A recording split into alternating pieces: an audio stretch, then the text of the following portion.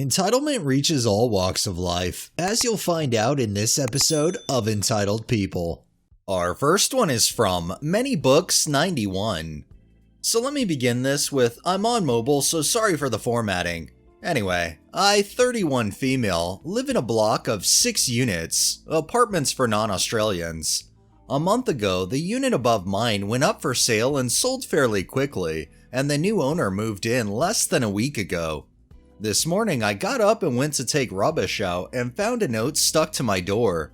I honestly thought it was a, I'm new to the building kind of note, you know? Oh, I could not have been more wrong. Dear tenant, I recently bought your building and wish to introduce myself. My name blah blah. Not going to put her actual name. And I think you will find me a fair landlord. However, I do have rules. Number 1, everyone is to be in their units by 9 p.m. If you're going to be out past this, I suggest you find accommodation elsewhere. Number 2, no pets allowed. If you have any, they must be relocated before I do an inspection, or I will call the ranger to remove them. This is the only warning. Number 3, I will conduct an inspection once a month and you will be present to answer any questions or face eviction. Number 4, failure to pay rent on time will result in your eviction. If we all follow these rules, I'm sure we will get along. Sincerely, blah blah. What the F did I just read? Fun fact about my building, we all own our own units. Nobody actually owns the whole building. I won't lie, I got to number 2 and had a slight panic attack because I have cats and there's no way I was giving them away before I remembered we bought our unit just before Christmas. We rented it from a friend prior, and when she told me she was thinking about selling it, we bought it. Didn't even have to move. So in some ways, it still feels like renting, but we actually own our own unit. Now, I'm not great at confronting someone. I tend to shake a lot, but at that moment, I was quite angry, so I went upstairs and knocked on her door. You know that gut feeling you have? It was spot on. That door opened and there stood a Karen, her hair blonder than my own, her nails long and bright colored. She didn't look happy to see me there. I introduced myself and explained that I lived downstairs and that I wanted to talk to her about her note. She started to talk over top of me, explaining that her letter was the basic rules and even a child could understand it, and if I didn't like her rules, I could hand in a letter to vacate. Wow! I would ask if people are really this up themselves, but I work in retail and I could answer my own question. I told her that I actually owned my unit. She hadn't bought it or the rest of the building, but only her own unit, and that she couldn't enforce anything in her note. She didn't like that at all. She started yelling at me saying that yes, she had indeed bought the whole building, and that failure to comply with her rules would mean I would be evicted. I was just starting to think, maybe I was wrong when another neighbor opened his door. He came out and asked what the issue was about, and could she stop screaming as he worked nights and was trying to sleep. I told him I was just trying to explain that she hadn't bought the entire building, and she started yelling again. My neighbor told her to stop and then said the best thing I heard that day. Are you stupid? Her jaw dropped as he explained to her how wrong she was and that he was in fact part of the strata committee, kinda like an HOA that oversees the building, and that she has no right to make rules for everyone. She gave us dirty looks before slamming the door. I thanked him and he said the entire time he lived there, he hadn't seen someone so entitled. The fact that she honestly thought buying a single apartment equated to buying the whole building and that she could turn around and just call the shots? Wow. And you have to wonder how she got through life so far. This next one is by Wooden Tower 5943. This happened a few years ago. I was flying with my brother to another city and very uncharacteristically, he decided to splurge on the seats by the emergency for both of us, those with the extra legroom. Mind you, the flight was quite expensive, so this definitely cost him a good chunk of money. We boarded the flight and waited for it to take off until we heard the screeches of a loud Karen demanding an aisle seat. She was seated in the middle. The poor woman who was traveling with a baby was clearly taken aback, but refused to give in. Karen then proceeded to throw a full-blown tantrum, and when she clearly wasn't getting her way, stomped over to the empty seat beside us. Now, my brother, who had witnessed the incident and was definitely not the one to hold back his opinion, told her to get up and move to her own seat. She then proceeded to tell him to mind his own business among other choice words, but my brother was absolutely implacable, saying she can have the seat once she paid for it. At this point, I was dying in embarrassment as we caught the attention of everyone in the plane and was subtly nudging my brother to drop it, but he completely ignored me. A few more minutes of this and the captain and attendants finally came over and told the woman to move back to her own seat, in between her threatening to get them fired. She finally got up, but not before giving us death glares and creating a noisy ruckus. Absolute gem of a woman. If you're paying for an airline ticket, buy the seat that you want to sit in. Don't buy a seat because it's cheaper and then try to think that you can, quote, self-upgrade, because it's going to end up not working out for you, and I'm surprised she didn't just get escorted off the plane.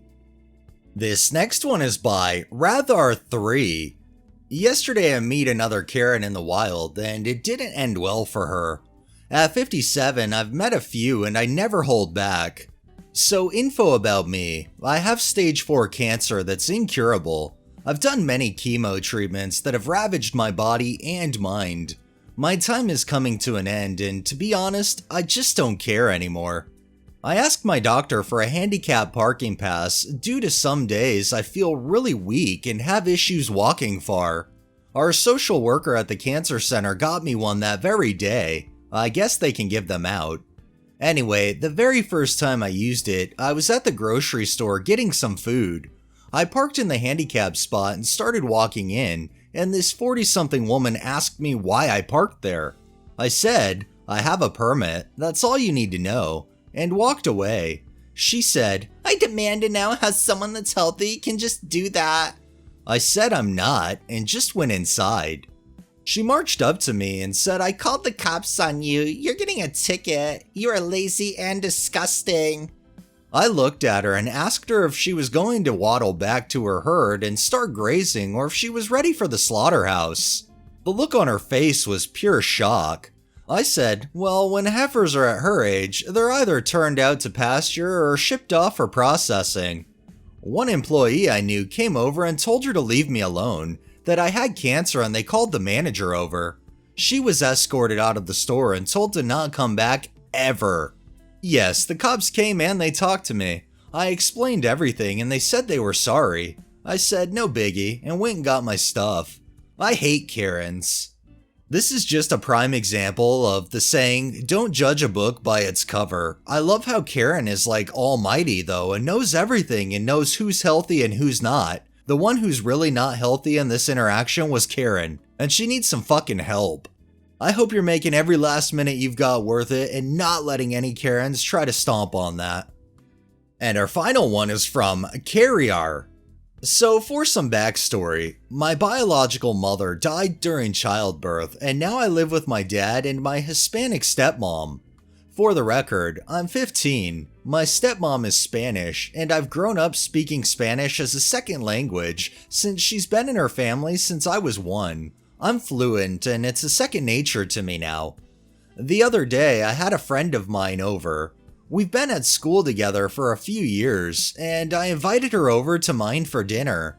We were eating our food, specifically fideuà, which is a seafood dish much like paella, except it's got noodles instead of rice. When my stepmom walks in and asks me a question in English, I answer in Spanish because I want to. My friend turns to me angrily and asks in an angry voice, "Did you just speak Spanish?" I answer that yes, I did, and asked if she had a problem with it. "Yes," she replies. "I do. You're white. You can't talk Spanish. I bet your mom doesn't understand what you said anyways." My stepmom, watching the whole ordeal, bursts out laughing. I'm grinning too. Friend is looking outraged, starts accusing me of being racist and culturally appropriating the Spanish language.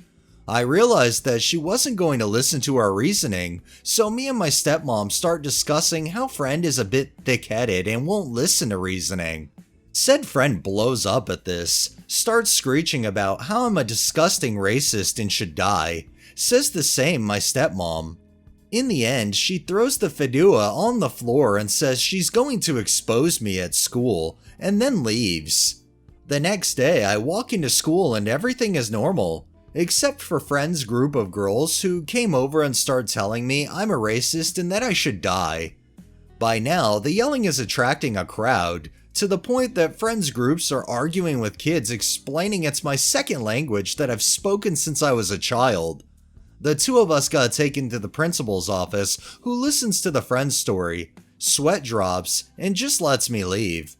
Friend didn't bother me after the incident. The whole situation was stupid and blown so much out of proportion.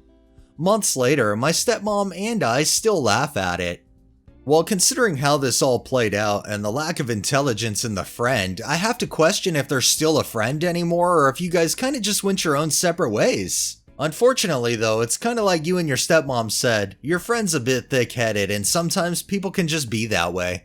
Alright, that's enough entitlement for the day. Well, that wraps up this episode of Entitled People. If you liked the video, please drop a like, share my content on all of your social media, subscribe if you haven't already, and make sure to hit that bell so you're notified every time I upload, and drop a comment down below. It really helps with the algorithm and helps new people find my channel. Thanks for watching, thanks to my patrons, have a great day and stay safe out there.